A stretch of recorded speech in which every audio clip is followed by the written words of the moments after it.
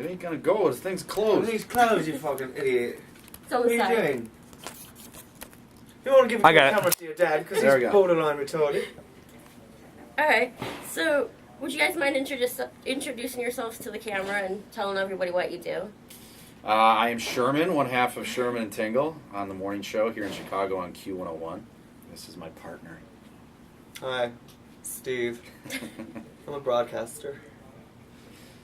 How's that? It's good. Way to freak everybody out. They're gonna be like, what?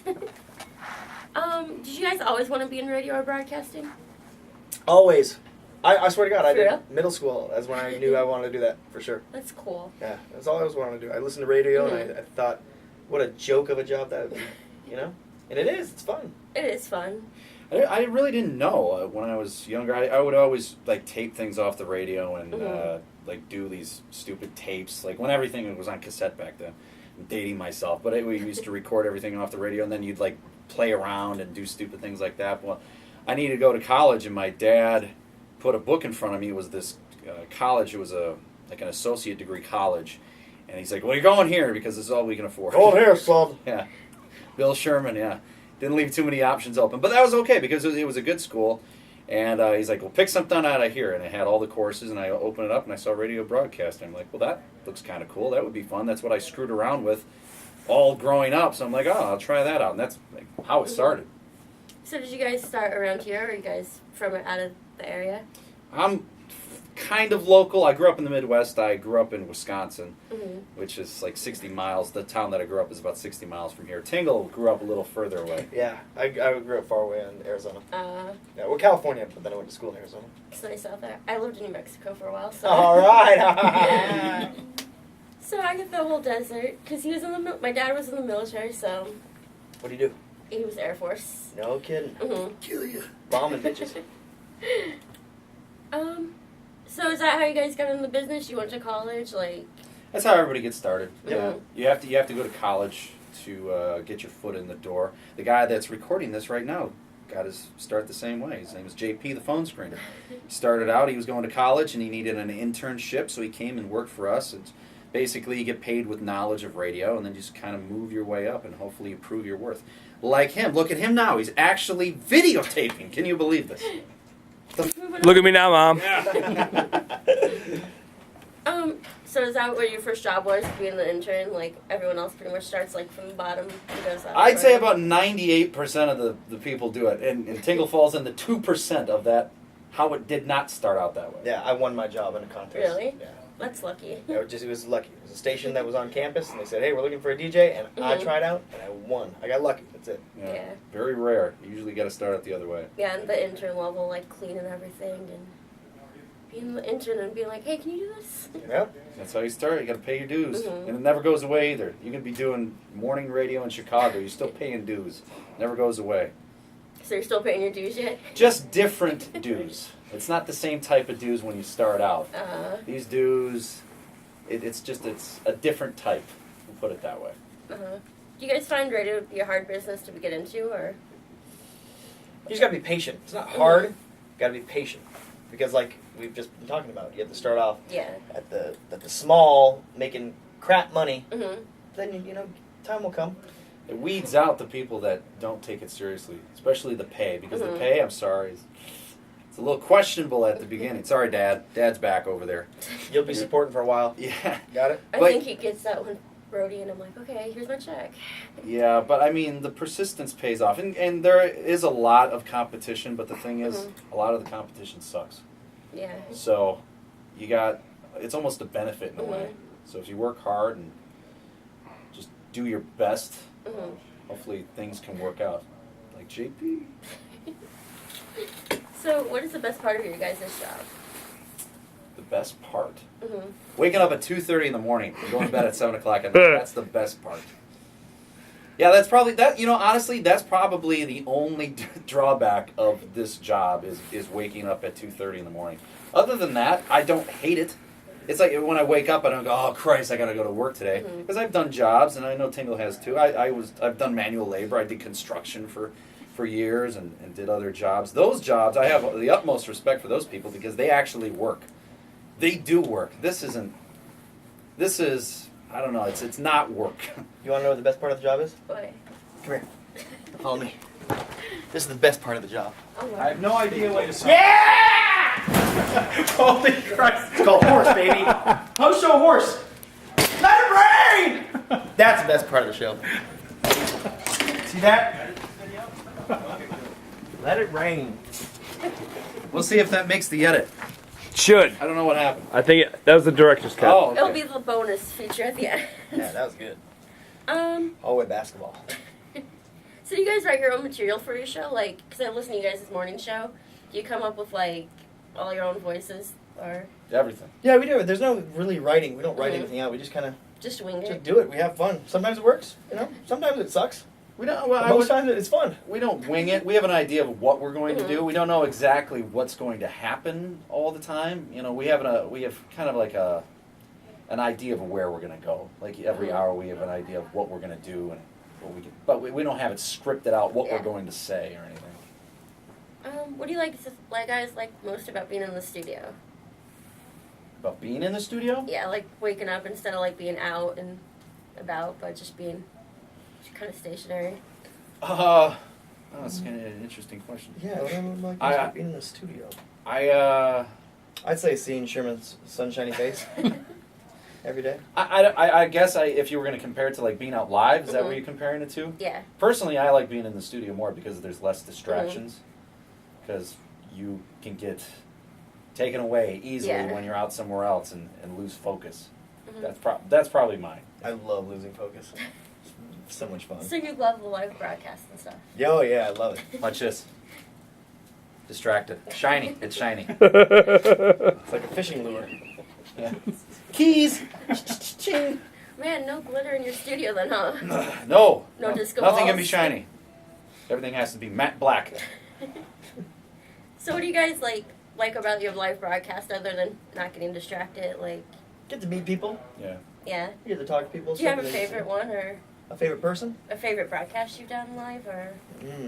Probably one we just did. We were in Ireland Yeah. Cool. doing the Jameson broadcast. That was awesome. Yeah. That was Everything paid for. That sounds really It was fun. great. Yeah, the whiskey people very, very good to us. Thank you, Jameson. Yeah, they flew Jameson, drink hardy. They flew us out, put us up in a hotel. Yeah, it's almost rare that happens anymore too, because a lot of companies they're a little tight on financing, just with the economy and all that. So. Not liquor. Yeah, liquor's booming. So go work for Jameson. What are you getting into radio for? They're doing great. So I can go talk to them and be like, hey, I can promote you on the air. Fair Say, enough. hey guys, are you guys morning people? Yes, No, I'm not. I am. I'm not at all. I'm a night guy. Ask Sherman. I don't need coffee or anything. I'm a natural Really? crackhead in the morning. Yeah. I have Not even Diet Coke? I don't even have it far away. It's water. always, Like water is what it gets me going. Like an ice cold glass of water gets me going. coffee always in arm's reach. Doing this interview right now, even have a coffee in arm's reach. No, I can do it. I can wake up, but it's It easier. just takes a while. Yeah, I did overnights on a radio station for 5 years. I had no problem at all. I could wake up, go to bed anytime I wanted. I find it more difficult. Go to bed at 7 o'clock at night. Because it's so early and you're Yeah. like, so much is going on. Yeah, especially during the summer. It's still sunny. Chicago has a lot of great bands out there in the music scene. Are there any you're really into? Like, Honestly, our show's a little bit different. It doesn't really focus as much on the music. I mean, we do, but it's not as much as some of the other shows. yeah. We kind of like are an entertainment type show, so we don't really do. It's kind of hard to explain. Yeah. We do obviously we play music and we talk to bands, but it's just not as much. And we really don't get out to shows that often because they're during the weeknights, and we go to bed at 7 o'clock at night. So I'll be honest. Personally, I don't get out that much. I like Adam's Throat or Mark's Left Elbow. They play over at Cross Sounds. That's cool. Somebody will Google that now. They'll be like, who's I love that? Mark's Elbow. Well, a lot of people still will Google Medina Lake, and I'll talk to them about them, and they're like, who? It's Medina Lockheed. Yeah. Oh, okay. I knew people were like, what? No, they were actually very cool to us. They came on, what was it, Matt's brother? Matt is it Leone or Leone? Leone. Leone? I don't know. I have no idea. It's Leone. Is it Leone? Yeah, I thought it was Leone. But yeah, they've always been very cool to us. That's cool. because I heard about the whole thing with Matt over like last summer, and I was like, oh, they're touring again and they're doing a show. I'm like, gotta go out and see that, and it's kind of cool to do. Yeah, they're cool. It's tragic what happened to the sister. Yeah. Well, what happened? I don't want to get into it. It's too much right now. Really? Yeah. Could be a scary. Never saw that 18-wheeler coming. Yeah. It's always tragic. It's always tragic, man. What's the most unusual thing that happened to you as a radio personality? The most unusual in radio? Good question. I don't know. There's a lot of surreal moments. I'd say the most unusual is when, what's her name, cried after our interview. What was her name? Regina Spektor. Regina Spektor. She didn't like the "Would you rather" questions that we asked her. Really? She was quite, and then someone played her song, and it was the wrong version. Like she did a live in studio performance, and she messed up, and then she kept going, but they forgot to edit out that mess up, so they played that live, and she flipped out. It was mine with our "Would you rather" question. She flipped out and walked out crying. It was like her family died in a plane crash. Yeah. That's like how upset she was. Like, holy cow, it was no big deal. People screw up. It sounded fine on the air, but you'd think that something blew up in her hometown. Like, holy cow. Like how this is the kind of question I asked. Would you rather see your dad working in a strip club or your mom working in a strip club? See, there's really no right answer to this type of question. If you had to pick one, what would you want to pick? And your dad's sitting right there, so this is perfect. Probably my mom, because my dad can't. Sorry. How do you feel about that? I don't feel good. Well, Like the money. Learning a lot of things in this interview. That's right, we're very candid. So what's the coolest thing you guys have gotten to do in your job so far? Go to Ireland. Go out. I did batting practice with the Cubs. Go on the ice of the Chicago Blackhawks ice. God, what else? All the concerts. Yeah. That's always fun. Got to meet a lot of people that I would not have met had I not been in this business.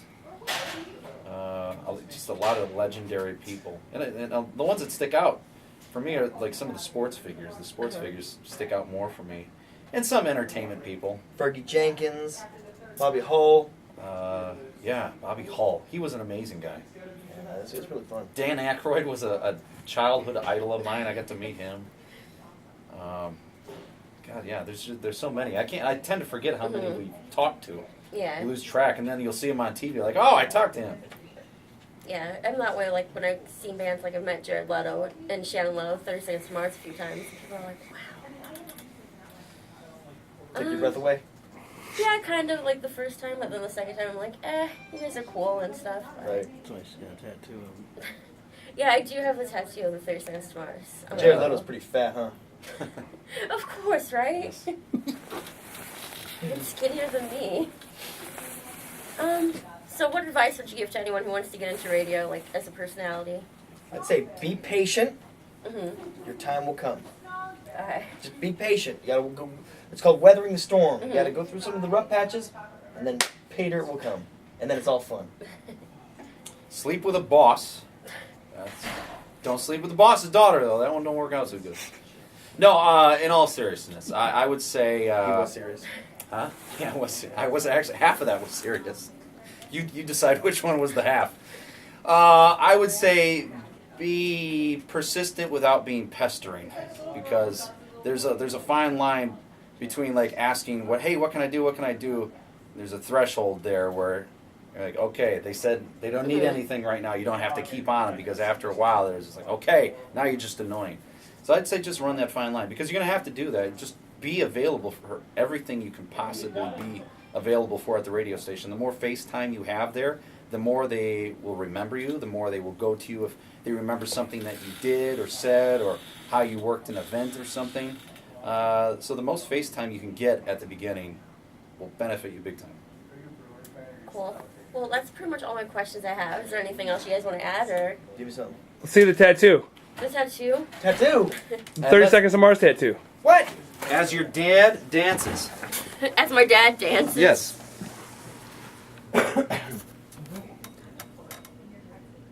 I got it, like, in 2006. Dad, what'd you think about that? He said I'm gonna get tired Could of have it. been abandoned to be here a while. Should have been abandoned to be here a while. Oh, okay. Yeah, he told me I'm gonna get tired of it, Len, but I'm like, I'm still not tired of it. Good for you. Well, good luck to you. Thanks. And thanks for doing this interview, guys. You got it, baby. Good It's luck. awesome. Keep it real. Eat fruit and stay cool.